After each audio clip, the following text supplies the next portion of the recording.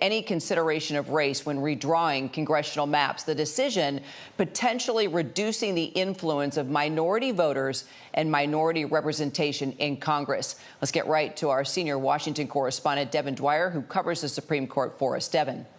Kira, this decision is 6-3, written by Justice Samuel Alito, and it's a significant decision and a setback for the landmark Voting Rights Act of 1965, which was passed to guarantee equality in how we vote, and of course addressing the systemic and historic racial discrimination, especially across the South.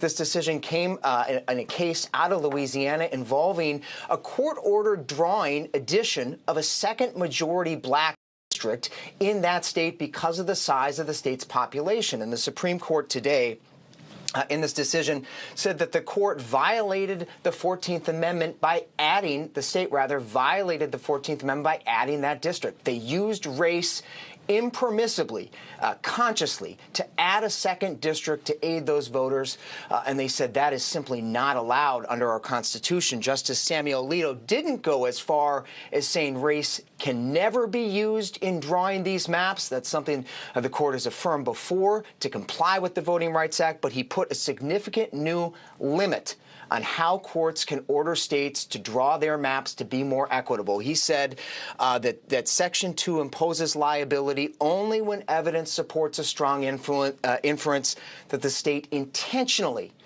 drew its map to discriminate. So a setback for minority voters in Louisiana, and now, Kira, the impact of this decision is going to start to ripple across the country. Let's talk about that impact and bring in our legal contributor and law professor at Hofstra University, James Sample. I mean, James, this is clearly, gutting landmark legislation here. Absolutely correct, Kira. This is a ruling that almost completely constitutionalizes a color blindness principle to the point that even race-conscious remedies designed to remedy racial discrimination are unconstitutional under the very amendments, the 14th and 15th Amendments, that the Civil Rights Act and the Voting Rights Act were designed to make real and manifest in the country. So this is a diametrical shift in voting rights practices, a diametrical shift in the area of race and racial discrimination and the remedies for racial discrimination. James, thanks. Let's bring in Chief White House correspondent Mary Bruce. Now, Mary, let's just talk about what this will mean for the midterms and beyond. Yeah, well, Kira, President Trump certainly has backed this nationwide effort to try and redraw districts ahead of the midterms to try and boost Republicans' chances. We haven't heard from the president yet about this ruling, but I suspect he certainly will have some positive comments to say about it. This is also worth noting that this announcement is coming just the morning after the president had 6 conservative Supreme Court justices on the guest list here last night for that lavish state dinner with the king. But there is no question that the president, we have seen him and other Republicans backing these efforts in many states across the country ahead of the midterms. And now, as Devin was noting, this will set off an opportunity for other states to try and follow suit. And it certainly could reduce the minority voter influence across the country going forward. We'll be following it for sure. Mary, James, Devin, thank you all so much. And our special coverage will continue on ABC News Live and abcnews.com. We're going to return to the local programming now. David Muir, of course, will be here with the entire team for World News Tonight. I'm Kira Phillips here in D.C. I'll see you back over on ABC News Live.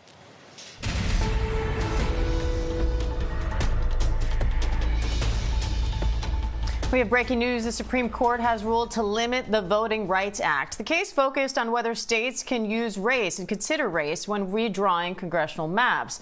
Now, the decision could reduce the influence of minority voters, and questions are growing about what it will mean for the future of voting in America. ABC News legal contributor James Sample and ABC's Devin Dwyer are here to break it all down. James, the court ruled 6-3 here in favor of the voters who challenged adding this second a majority black congressional district. So how did the court reach this decision?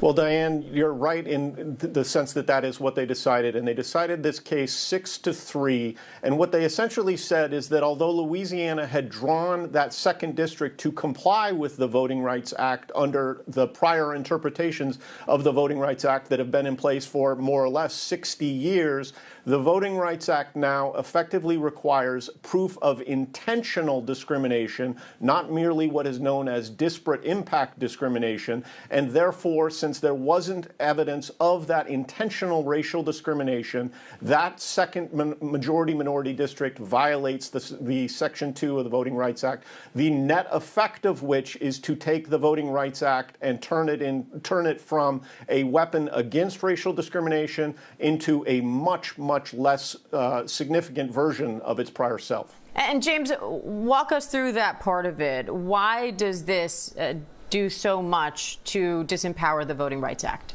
Well, what the court did here, Diane, and this was an anticipated ruling, to be clear. This has long been in the sights of Chief Justice Roberts, who, as far back as when he was an attorney in the White House counsel's office in the Reagan administration, long before becoming a judge, much less the Chief Justice of the Supreme Court, the court here today effectively constitutionalizes a color blindness principle almost completely, absent the showing of intention. And what that means is that even the remedies for racial discrimination, the remedies that are designed to prevent racial discrimination, are themselves unconstitutional violations of the 14th and 15th Amendments, the irony being that that is what the Voting Rights Act was passed in order to enforce. And I want to bring in Devin Dwyer, who covers the Supreme Court. Devin, what sticks out to you from the language of this decision?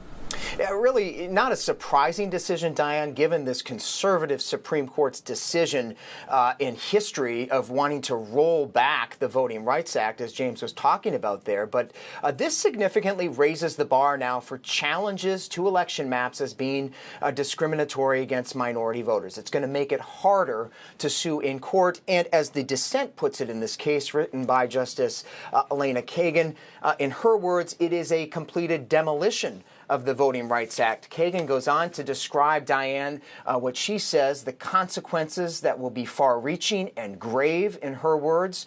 She says if other states follow Louisiana's lead, in her view, minority citizens residing in those states will no longer have an equal opportunity to elect candidates of those choice. That's a pretty significant statement coming from the three liberal justices in this case who have long insisted that Section 2 of the Voting Rights Act needs to remain in place to protect against the types of discrimination that have been present in this country going back generations. And I want to bring in our chief White House correspondent, Mary Bruce. Mary, any reaction from the White House on this yet? Not yet, but certainly President Trump has been a huge supporter of efforts across the country to try and change and redistrict some of these districts ahead of the midterms to try and give Republicans a boost. And look, this decision means that ultimately you could have less minority representation in Congress and in state houses across the country. I suspect the president will have a positive review of this decision, given his efforts to try and change and try and support redistricting efforts, although that has been to some mixed results, we should say, over the last several months. It also comes, of course, as the president has been eager to put additional restrictions on voting writ large. He, of course, has been calling for this legislation requiring proof of U.S. citizenship when registering to vote. He's even gone so far as to say he'll somehow act unilaterally if Congress doesn't. And as the president has been taking steps to really undermine confidence in the voting system ahead of the midterms, but certainly he has been very supportive of these redistricting efforts across the country, all intended to give Republicans a boost in the midterms now just a few months away. All right, Mary Bruce, James Sample, Devin Dwyer, thank you all. Coming up, gas prices are at the highest level in 4 years. Gio Benitez has some ways to save at the pump, including the membership that can cut up to 30 cents a gallon. You want to know what I've been doing for the last 4 years? I was in a cult, man. Who am I? Nature boy. Nature boy. Nature boy. You know this is not how life's supposed to be. Where Nature Boy is, that's where I'll find my truth. I am your messiah. Bow to me. What in the world is going on here? Something was screaming at me no, but I ignored it. There was brainwashing, mind manipulation. He was king, he was God. Watching. Damn, don't shoot God. He had to be destroyed. Nothing dies in nature. This is such a special night. Thank you for being here. Every single person in here, you mean so much money to me. I am cleaning up tonight. Oh, every single woman loves good girl. And guys don't want to say it because they're like, it sounds like I'm her dad. And it's like, exactly. Okay, just be my dad. I have sympathy for ugly people. I see you, and I don't want to.